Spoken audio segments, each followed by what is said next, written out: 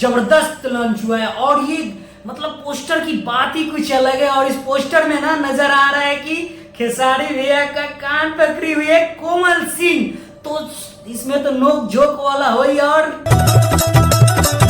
तो मजा आएगा, क्योंकि इस गाने का नाम है चूड़ी हरियर की। तो इसमें जैसे कि कान पकड़ी हुई है ना, तो हमको तो लग रहा है कि ये नोक झोंक झगड़ा वाला होगा कि चूड़ी हरियर की चाहिए हमके, वैसे गाना होगा ये। तो आप सभी को मैं बता दूं, इस गाना को लिखे हुए हैं टुनटुन यादव और म्यूजिक दिए हैं आर्या शर्मा जी, और खेसारी भैया के साथ साथ में कविता यादव जी इस गाने गाई हुई है।